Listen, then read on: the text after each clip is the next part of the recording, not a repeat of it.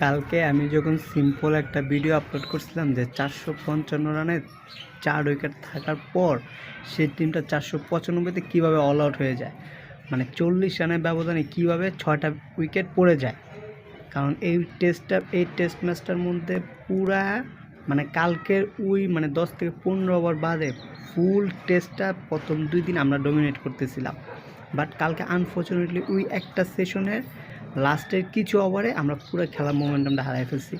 তো যাক, ওটা বড় কথা না। এখন কথা হলো গিয়ে, যখন মানে এই পোস্টটা যখন আমি করছি, অনেকে আমার নক দিতেছে বা বলতেছে, বা মানে আশেপাশের কিছু মানে ভাই ব্রাদার বলতেছে যে ভাই, যেখানে 43 রানে 3 উইকেট ছিল ওখান থেকে যে 400 বা 500 যে করতে পারছেন, এটার জন্য শুক্রিয়া করেন না।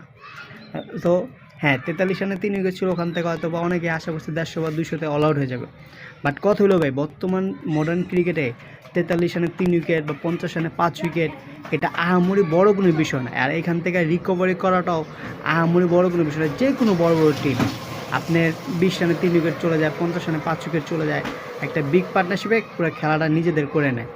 বাট আমাদের প্রবলেম রয়েছে, আমরা যখন 43 রানে 3 উইকেট বা 50 রানে 5 উইকেট চলে যায়, তারপর আমরা যখন একটা বড়, বিশেষ করে টেস্ট ক্রিকেটের কথা বলি, যখন আমরা বড় একটা পার্টনারশিপ করি 200, 250, 300, যখন আমাদের রানটা 400 বা 450-তে যায়, তারপরে আমরা মনে করি যে আমরা সেফ জোনে চলে গেছি।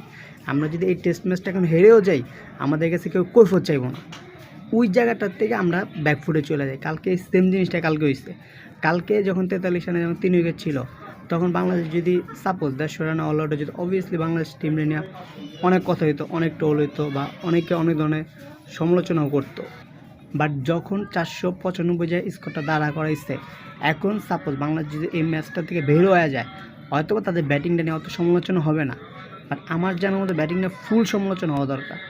কারণ আপনি প্রতিনিয়ত আপনি এইসব জায়গাতে রিকভারি করতে পারেন না। আমরা অস্ট্রেলিয়া, ইংল্যান্ড, ইন্ডিয়া হতে পারি না যে এরকম সিচুয়েশন আমরা হরামেশে পড়তেছি, হরামেশে আমরা রিকভারি করে চলে যাচ্ছি।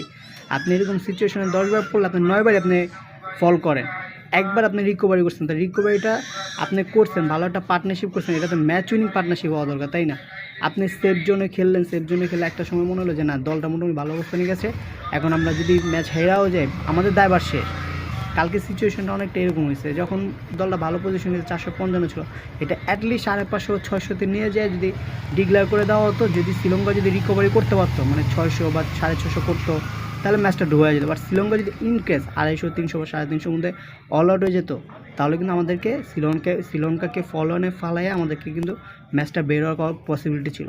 বাট এখন যেহেতু আপনি 500 করছেন, এখন শ্রীলঙ্কা এক্সাম্পল, শ্রীলঙ্কা যদি এখন যদি লিড নেয়, তাহলে আমরা ম্যাচ হেরে যাবো। আর যদি শ্রীলঙ্কা যদি সাপোজ